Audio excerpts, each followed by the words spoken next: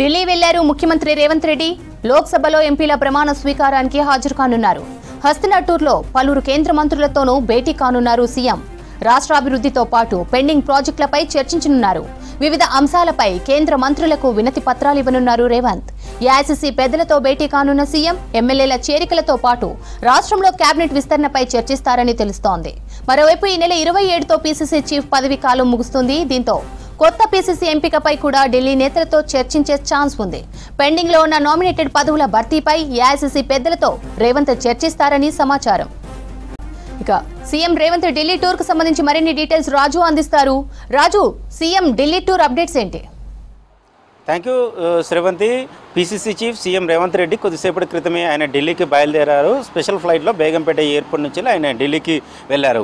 అయితే ఇవాళ నుంచి పార్లమెంటు సమావేశాలు మొదలు కాబోతున్నాయి. 18వ పార్లమెంటుకు సంబంధించి పార్లమెంటు సభ్యుల ప్రమాణ స్వీకారం ఇవాళ నుంచి మొదలు కాబోతుంది. అయితే తెలంగాణకు సంబంధించిన 8 మంది కాంగ్రెస్ పార్లమెంటు మెంబర్స్ రేపు ప్రమాణ స్వీకారం చేయబోతున్నారు. అంటే కాంగ్రెస్ తరపున గెలిచిన ఎంపీల ప్రమాణ స్వీకారం రేపు ఉంది. అయితే ఇవాళ రేపు 2 రోజుల పాటు PCC chief CM Revanth Reddy ఢిల్లీలోనే ఉండబోతున్నారు.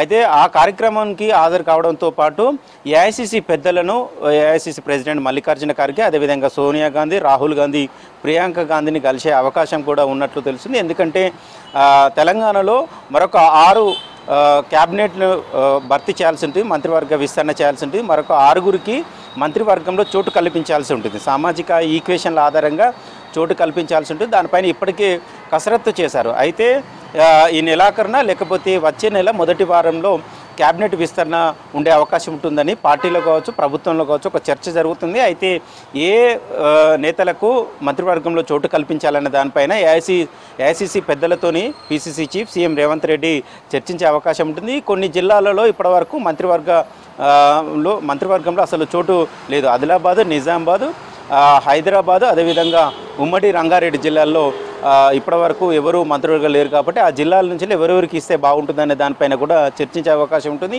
మైనార్టీ నుంచి ఎవరు ఇప్పటివరకు మంత్రులుగా లేరు. ఆ మైనార్టీకి సంబంధించిన నేతలను ఎవరు తీసుకుంటే బాగుంటుందనే దానిపైన ఏఐసీసీ పెద్దలతో చర్చించే అవకాశం ఉంది. దాంతోపాటు పీసీసీ చీఫ్గా రేవంత్ రెడ్డి బాధ్యతలు తీసుకొని ఈ నెల 27కి 3 నెలలు కంప్లీట్ కాబోతుంది. అంటే 3 ఏళ్ళు కంప్లీట్ కాబోతున్న సమయంలో కొత్త పీసీసీ చీఫ్ని ఎంపిక చేయాలి. ఇప్పటికే ఏఐసీసీ ఒక కసరత్తు కూడా చేసింది. అయితే ఎవరికి పీసీసీ చీఫ్ బాధ్యతలు ఇస్తారనే దానిపైన పార్టీలో ఒక చర్చ అయితే కొనసాగుతుంది. అయితే పాలన పైన పూర్తి స్థాయిలో పట్టు సాధించడం కావచ్చు, అదేవిధంగా తెలంగాణ రాష్ట్రంలో అన్ని ప్రాంతాల్లో అభివృద్ధి చేయాలంటే పూర్తి స్థాయిలో రేవంత్ రెడ్డి ఆ బాధ్యతలని అంటే సీఎం బాధ్యతలని ఎక్కువగా టైం కేటాయిస్తున్నారు. పార్టీకి సంబంధించిన బలోపేతం పైన పూర్తి స్థాయిలో కేటాయించలేకపోతున్నారు. సో ఈ నేపథ్యంలో పీసీసీ చీఫ్గా వేరొక వారిని ఎంపిక చేయాలని కూడా ఇప్పటికే రేవంత్ రెడ్డి అధిష్టానం పెద్దలను కూడా కోరినట్టు తెలుస్తుంది. అయితే ఇవాళ ఏఐసీసీ పెద్దలతో కూడా పీసీసీ చీఫ్ బాధ్యతలను ఎవరికి అప్పగింపాలి అనే దానిపైన కూడా చర్చించే అవకాశం ఉంటుంది. చాలామంది ఆశాభావులు కూడా ఏఐసీసీ స్థాయిలో లాబింగ్ చేస్తున్నారు. కాబట్టి PCC chief CM Revanth Reddy అభిప్రాయ సేకరణ కూడా ఏఐసీసీ కూడా ఇవాళ రేపట్లో కలిసినప్పుడు తీసుకునే అవకాశం ఉంటుంది. దాంతోపాటు నామినేటెడ్ పోస్టుల భర్తీ పైన కూడా ఒక చర్చ కొనసాగుతుంది. పార్లమెంట్ ఎన్నికల కంటే ముందు 37 మంది నేతలకు నామినేటెడ్ పదవులను కట్టబెట్టారు. కానీ వాళ్ళు ఇప్పటివరకు బాధ్యతలు తీసుకోలేదు. అయితే మరికొన్ని నామినేటెడ్ పదవులను భర్తీ చేయాలనే ఆలోచనలో రాష్ట్ర ప్రభుత్వం సిద్ధంగా ఉంది. దానికి సంబంధించిన కసరత్తు కూడా రేవంత్ రెడ్డి కంప్లీట్ చేశారు. అయితే అసెంబ్లీ ఎన్నికల టైంలో కావచ్చు, పార్లమెంట్ ఎన్నికల టైంలో కావచ్చు టికెట్ ఆశించి భంగపడ్డ నేతలకు ప్రాధాన్యత కల్పించాలి. నామినేటెడ్ పోస్టులు ఇంపార్టెంట్ పోస్టులను వాళ్ళకి ఇవ్వాలని ఇప్పటికే ఏఐసీసీ ఒక సమాచారం ఇచ్చినట్లు తెలిసింది. అందులో భాగంగానే మొన్న రీసెంట్గా రాష్ట్రంలో నామినేటెడ్ పోస్టుల పైన ఒక కసరత్తు చేశారు. అయితే ఏ నేతకు ఎలాంటి నామినేటెడ్ పోస్ట్ ఇస్తున్నారా అనే దానిపైన కూడా ఏఐసీసీ నేతలకు ఒక క్లారిటీ ఇచ్చే అవకాశం ఉంటుంది.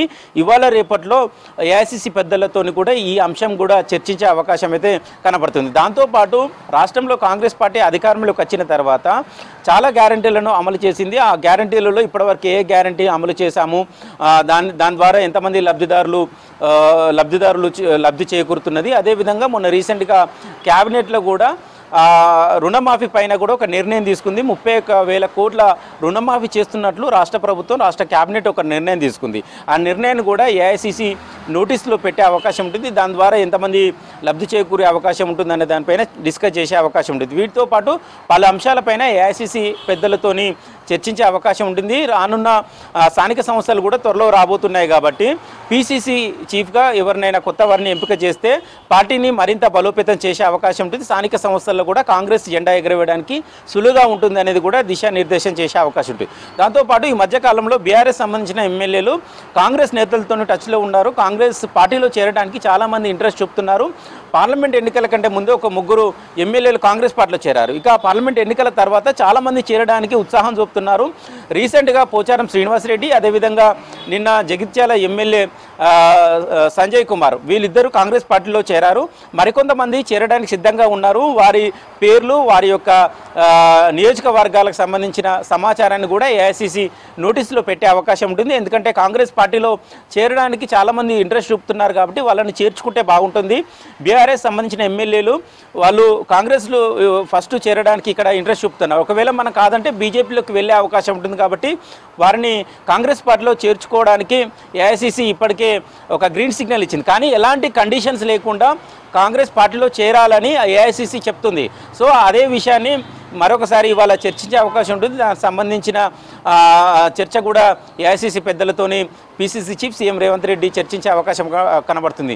వీటితో పాటు మరికొన్ని అంశాలపైన ఏఐసిసి నేతలతో చర్చించే అవకాశం ఉంటుంది.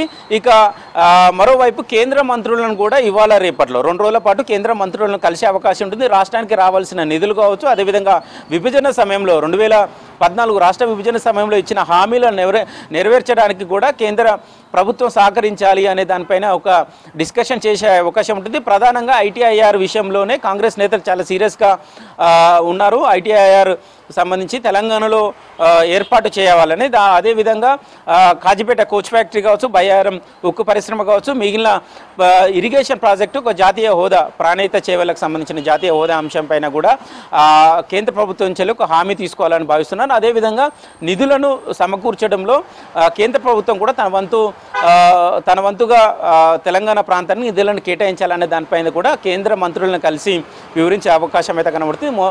సో మొత్తానికి అయితే పార్టీ అంశాలు, మరోవైపు ప్రభుత్వ అంశాలతోని PCC chief CM Revanth Reddy ఢిల్లీకి వెళ్లారు. ఢిల్లీలో కేంద్ర మంత్రులను కలవడంతో పాటు మరోవైపు ఏఐసిసి పెద్దలను కూడా కలిసి రాష్ట్రంలో జరుగుతున్న పరిణామాలు కావచ్చు, రాజకీయ అంశాలు కావచ్చు, నామినేటెడ్ పోస్టులకు సంబంధించిన అంశాలు కావచ్చు, ఇలాంటి అంశాలన్నిటిపైన చర్చించే అవకాశం అయితే కనబడుతుంది. శ్రవంత్.